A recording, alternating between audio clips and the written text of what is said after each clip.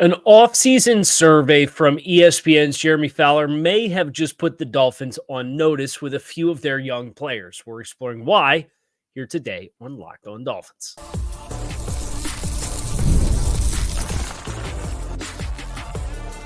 You are Locked On Dolphins, your daily Miami Dolphins podcast, part of the Locked On Podcast Network, your team every day. All right, Miami. Welcome to another episode of Locked On Dolphins. It's your team every day here on the Locked On Network. I'm your host, Kyle Krabs, a lifelong Miami Dolphins fan, host of Locked On Dolphins, co-host of Locked On NFL Scouting. You can find our shows on YouTube or wherever you listen to your favorite podcasts. Tip of the cap to our everydayers because it is your team every day. We don't just say it, we live it here on the Locked On Network. Today's episode of Locked On Dolphins is brought to you by Gametime. Download the Gametime app, create an account, and use code LOCKEDONNFL for $20 off your first purchase on last-minute tickets with the lowest prices. Guaranteed terms do apply. Today on the show, looking at a few young Miami Dolphins defensive talents. Players that are considered to be quality starter, cornerstone type players. And they're getting some shine from executives anonymously across the NFL. ESPN's Jeremy Fowler, and he does this every year. And I always thoroughly enjoy this series. It's a great July content filler, right? Where we're sitting here, we're less than 2 weeks now from the Dolphins veterans reporting to training camp. So, like you're on the cusp of getting there, but you're not there yet. And what better way to give a little bit of football and breathe a little bit of football into this period of time than to create some compelling content? We try to do that here on Locked On Dolphins. Jeremy Fowler for ESPN, who does an amazing job as an insider, runs a poll every offseason.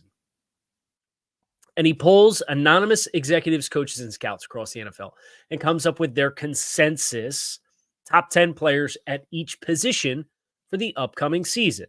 I'll read. I'm not going to tip off the full story and support Jeremy's work. So if you want to catch that, you can head over to ESPN.com and see all their full rankings there. But the rankings process, voters give their best 10 players at a position. We compile the results and rank the candidates based on the number of top 10 votes, composite average, and dozens of interviews with research, film study help from Matt Bowen. In total, more than 80 voters submitted a ballot on at least one position, and in many cases, all positions. Additional voting and follow-up calls with those surveyed help to break any ties. They're in the process of revealing this entire list. Quarterbacks are going to be next Thursday. They've already done wide receivers, July 8th, defensive tackles, July 9th, edge rushers, July 10th, and safeties today on July 11th. So you can kind of read between the lines here. We're talking about quality starter plus defensive starters for the Dolphins getting some shine courtesy of these ESPN survey.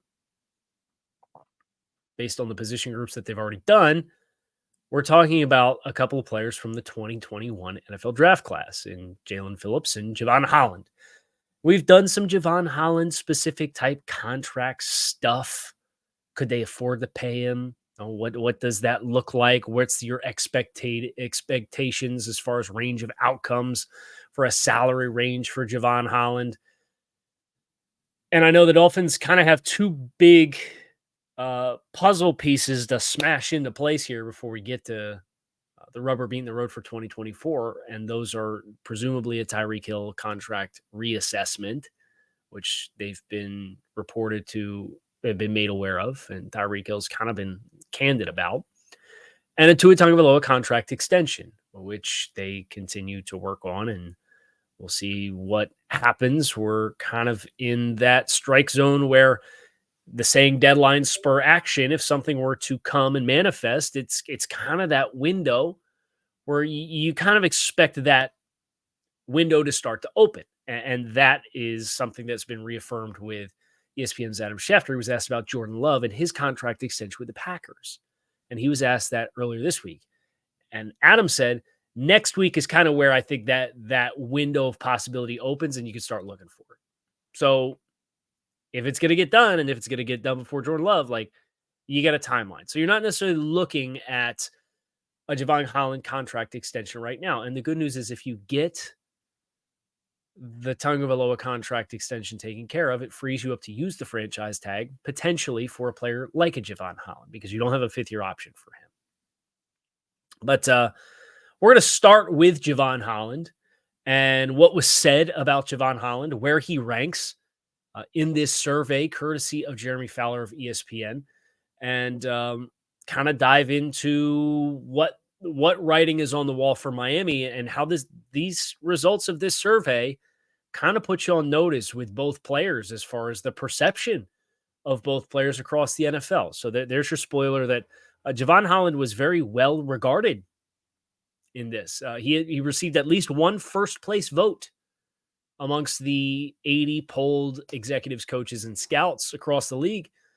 As far as somebody who works in the league had him ranked as their top ranked safety in the NFL. Now, I think those honors go to the likes of Kyle Hamilton in Baltimore and Antoine Winfield Jr. in Tampa Bay.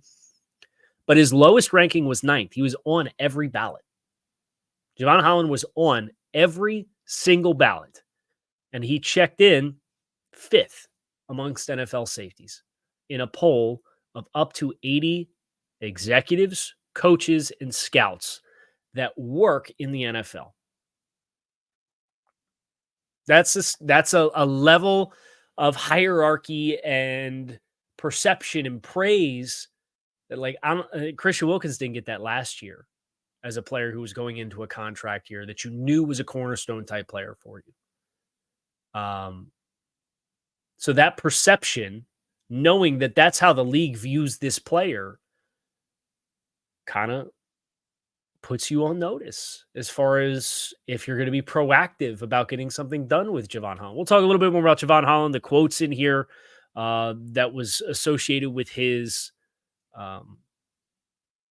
ranking at 5th, where he ranked last year. We'll get into all that next year on this episode of Locked On Dolphins. Stick with us.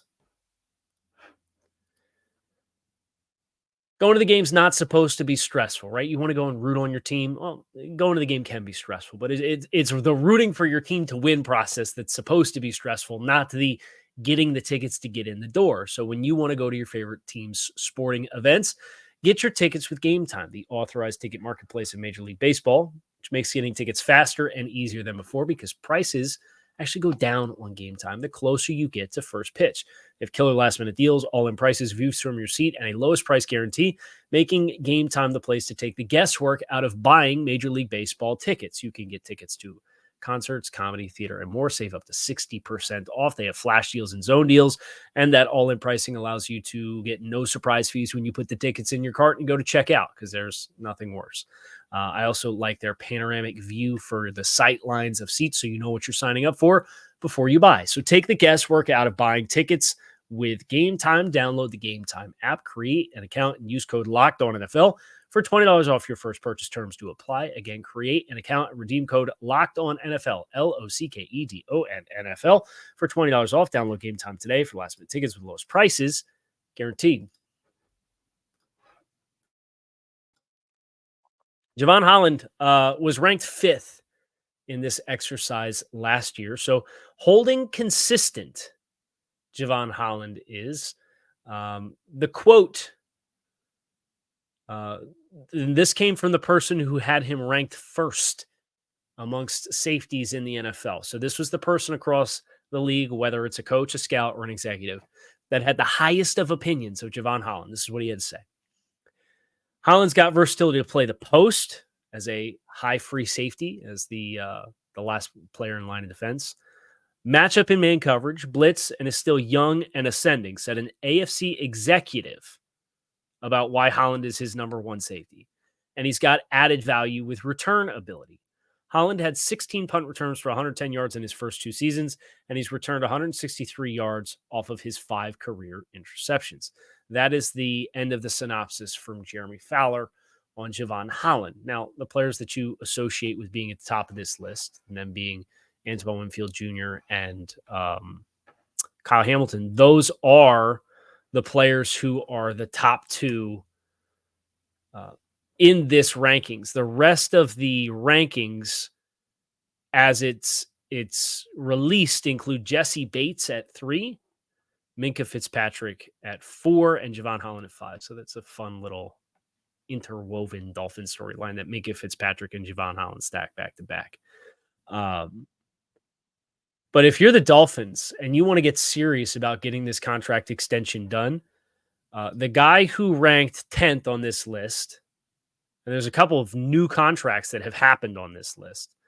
The guy that ranked 10th on this list just got over $16 million per year, and that was Xavier McKinney. Kyle Duggar got a new contract in the range of about $14 million per season from the New England Patriots, and he is on this list. Antoine Winfield Jr. got 20. So the guys below Javon are getting 14, 16. Antoine Winfield Jr. got 20 and reset the defensive back market. And then Jesse Bates is the weird one because Jesse Bates signed ahead of last season in Atlanta, and it was a 4-year deal worth $64 million. So that was an annual average of 16 as well. And he's in front of Javon. So that further paints the picture of based off of, and that was an executive that had that opinion of Javon Holland. This was not an area scout that had that level of high praise for Javon Holland. An AFC executive had him ranked as the top safety in the NFL. And he's 24 years old. If you don't think that Javon Holland is going to have a market when he hits the open market, if you allow him to hit the open market, I got bad news for you. It's going to get expensive. And if you let him hit the open market, you're probably going to be priced out of retaining his services based off of it's going to get into the Robert Hunt and Christian Wilkins stratosphere. If it's like amazing player, but we can't match that. So the Dolphins, if they are intent on doing this, one of two things has to happen. You have to get the Tua Tagovailoa contract extension done so that you can then double back and have the franchise tag at your disposal if you want to retain his services, assuming you're not able to get the contract done quickly. The other thing that you can do is you can get the contract extension done early. And I think the thing that I find solace in, if I'm hoping for this to get done, and I frankly am, is you saw a few players right on the doorstep of the season get contract extensions like Zach Sealer. And then you saw a player like Austin Jackson who got a contract extension in season. So it's not like we are on the precipice of a do or die window here for the start of camp. Now, franchise tag estimates, according to Over the Cap, for a 5th year for a safety is $18.78 million. That's, again, would be a 1-year lump or a 1-year fully guaranteed. Not a lot of salary cap manipulation you can do with that. It's a 1-year $18.78 million that he's owed in his weekly checks, and you can't prorate it out. You can't kick the money around and reduce the salary cap hit. The salary cap hit is the same as the cash flow because it's all due in the same year and it's a 1-year deal. So there's no fluff on the back end you can put into it. There's no void years you could stick on the back end of franchise tag totals like that. It is what it is. It's like the 5th-year option situation the Dolphins have with Tua right now, and the 5th-year option that the Dolphins are potentially looking at with Jalen Phillips, who's the other name that got some gas in this survey from ESPN and Jeremy Fowler. Now, Bradley Chubb was represented there as well, but the Dolphins aren't on notice with Bradley Chubb because they have him under contract as a long-term player under contract with a close to top of market contract. I can't imagine Bradley Chubb. And I thought Chubb was the most consistent defensive performer from the start of the year to the end of the year last year for the Dolphins. I can't imagine that that's a contract that would need any extra attention beyond the Dolphins have been restructuring it the past few years. But Jalen Phillips, you at least have the 5th-year option in your back pocket. Javon Holland was the 36th overall pick, so he is in a contract year now with no 5th-year option. That's why that's the position and the player with the most pressure for Miami. If you're going to proactively get something done, you kind of have to get a little serious about it now. because now you know the rest of the league is over the moon for this guy for what he's capable of being as an NFL player. But we'll talk a little bit about Jaelan Phillips, what was said about Jaelan Phillips. That's next here on this episode of Locked on Dolphins, as the Dolphins put on notice by the league for some of their young talent that the rest of the league has eyes for as well. Stick with us.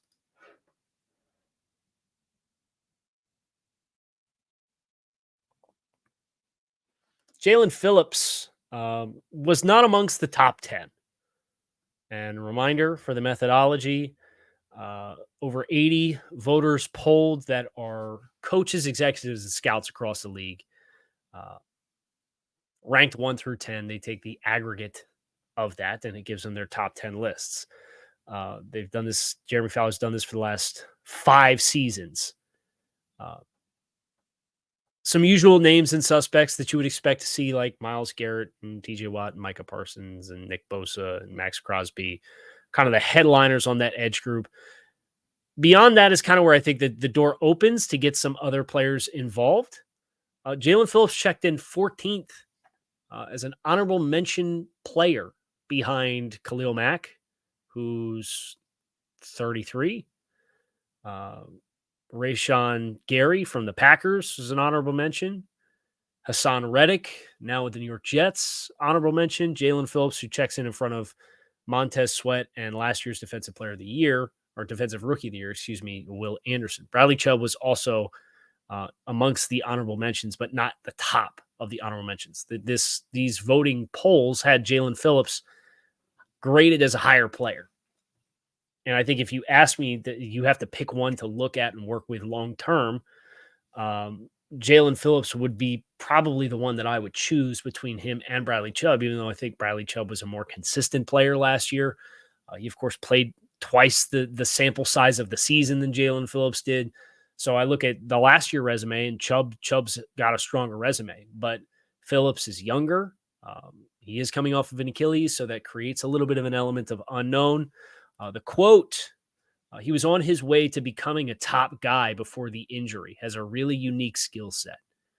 And as a reminder, he posted 6.5 sacks and 1 interception on really a handful of games, because he had the back issue against the Patriots and missed time. And then he had to wean himself back into that, and then went down with the Achilles against the Jets on Black Friday. So, my bold take last year for the Dolphins, and we do a bold hot take for all 32 teams over on Locked on NFL Scouting. You get to about August, we'll run that. My bold hot take for the Dolphins last year was Jaelan Phillips was going to be a 15-sack guy last year. And I'll be darned if he wasn't on pace to do it. If he would have played the whole season, he'd have been there. And I think the conversation with Jaelan Phillips would be very different. Now, fortunately, the Dolphins do have the 5th-year option at their disposal. It's kind of let this season, and I know Jaelan just posted a gym pic the other day as far as an update on where he's at. Looks 10 times better shape than I could ever in my dreams ever imagine being. So he looks the part, right? But of course, the road back from an Achilles is a long one, and it's not just the tendon heal itself. It's the return to strength and the muscle atrophy and getting that back. And we'll see where Jaelan's at on that path. But heard some promising things as far as what his potential outlook looks like. But you don't have the same pressure with Jaelan that you do with Javon, because you've already exercised a 5th-year option for Jaelan Phillips. But it is worth knowing that the air of players that this poll put Jaelan Phillips amongst included Montez Sweat, Hassan Reddick, Rashawn Gary, Khalil Mack, Brian Burns, who just got traded for a lot of draft capital. I was given a $25+ million year contract. Josh Hines Allen, he changed his name, added the hyphen. Trey Hendrickson was kind of in the ballpark. Jonathan Grenard, Matt Judon, Kayvon Thibodeau, Bradley Chubb. That's the stratosphere of players that Jaelan Phillips has been placed amongst by executives, coaches, and scouts across the NFL. So one would presume, if Jalen Phillips is back and Jalen Phillips is healthy and Jalen Phillips looks like Jalen Phillips, the Dolphins will, this time next year, if it's not done, be looking at and staring in the face of a very challenging and imposing outlook of what the long-term contract cost would be for Jalen Phillips. Now, I think that the fortunate thing about that one in particular is you do have Bradley Chubb as a player who the Dolphins exercised some restraint with their restructure. They did not restructure him to the max. They left $5 million of money that they could have manipulated as salary for this year. He is out of guaranteed salary after this season as far as fully guaranteed money, 2025. Now he will have, I believe it's $10 million in injury guarantees, but the guaranteed money completely runs out on the Chubb contract in 2026. The Dolphins could move on from Bradley Chubb, assuming that his injury guarantee is not triggered, and save about $2 million at the jump of the season. They could move on post June 1st and save $20 million in 2025, or you could wait until 2026, keep Phillips, presumably extend him, knock the salary cap hit down in year one, and then have the first new year of the Phillips contract be the year that you part from Bradley Chubb as part of that succession plan if you want to get younger there, where Bradley Chubb will be 29 years old in 2025, and he will be 30 years old in 2026. You contrast that to Jalen Phillips, who is currently, make sure I get it right, in his age 25 season. So those age gaps and succession plans that we talk about, all of that's still potentially in play for Miami, but Jalen Phillips, obviously the biggest thing for him is just proving that he is capable of being the player he showcased he was before the Achilles, after the Achilles. But some love for him in this ESPN salary